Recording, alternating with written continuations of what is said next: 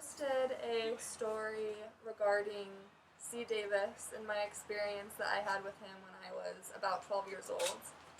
And the post basically said that C. Davis came to my church when I was 12, and over a period of about 6 months, I had very inappropriate interactions with him, and he made me feel extremely uncomfortable. And it was brought to my attention that he was running for Thurston County Commissioner, and I just decided I had to kind of share my story, and that's when Crystal posted on my comment section and said that she had also had a very similar experience with him. And Marya, can you tell me a little bit about what motivated you to post in the first place?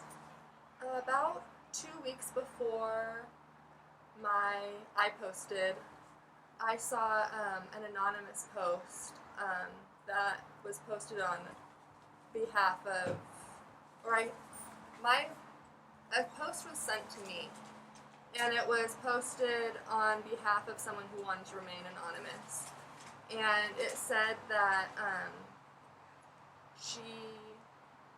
it came to our attention that C. Davis was running for Thurston County Commissioner, and it just laid out that she had a really bad experience with him when she was in her teens.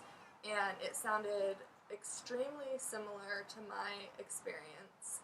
And when I was 12, I thought that my experience with C. Davis was an isolated incident, and when it came to my attention that someone else had a very similar experience, I just had a very emotional reaction to it, and I decided that I wanted to share my story and kind of in solidarity with her, and to also kind of reach out to anyone else who may have had stories that were similar to mine. My interactions with C. Davis felt really innocent at first, just like the initial hello.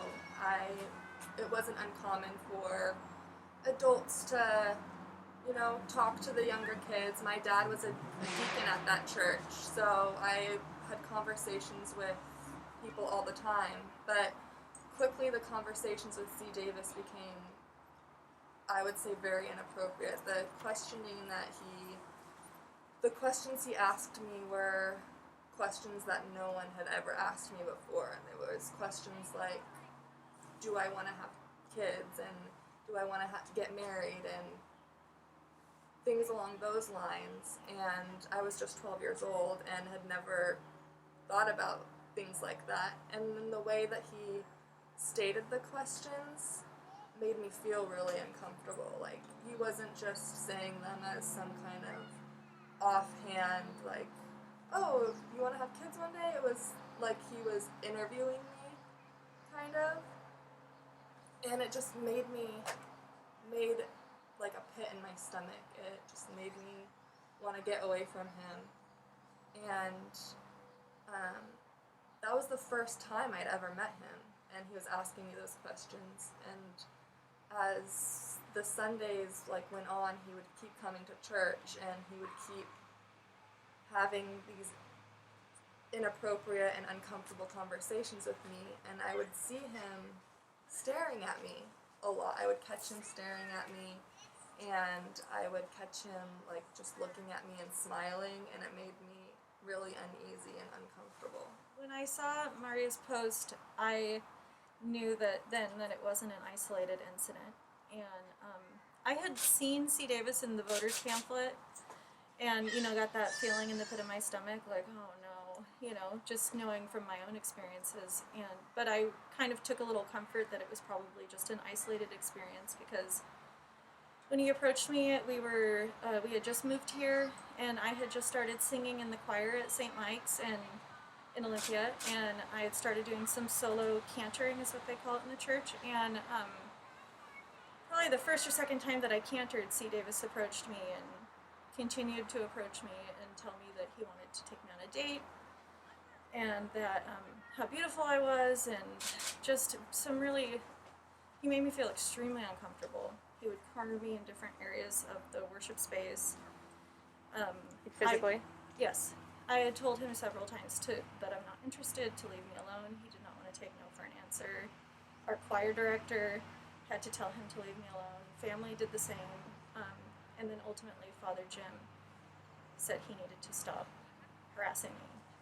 And from what I understand, it ended similarly for you, Marya, right? How did that kind of come to a close for you? So when it had come to the attention of other mothers, I guess, in the church, that they had noticed that C. Davis was taking an interest in me, and they felt that was inappropriate, and they brought that to my mother. And my mom questioned me about it. She said, hey, some people in church are saying that, C. Davis is talking with you a lot, what's that about? And at that point, I kind of just, the floodgates opened.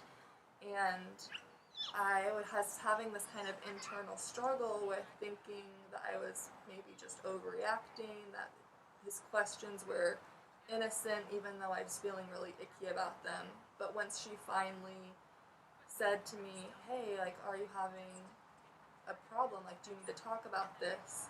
I suddenly realized how anxious and upset I was about the situation.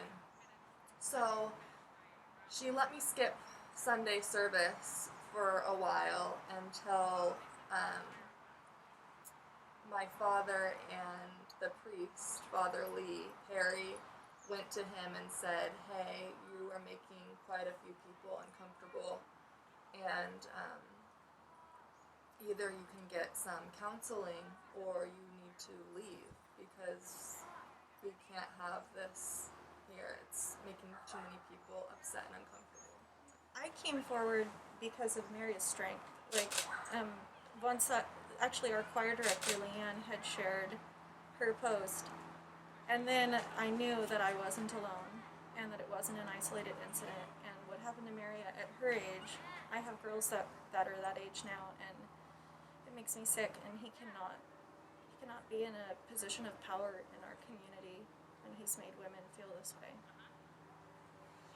I guess mostly what pushed me and drove me to post my story was that first anonymous post. Like I said, I wanted to support her even though she was remaining anonymous. I wanted to let her know that there was someone else that believed her and that it had experienced the same thing that she did. And it was also to reach out to anyone else that possibly had experiences like mine. And it brought Crystal and I together, and now she knows too that there's someone who kind of can understand where she's coming from and understand her story, and hopefully it will reach more people. And if they have had experiences with C. Davis like we did, they'll know too that we're here for them. Yeah.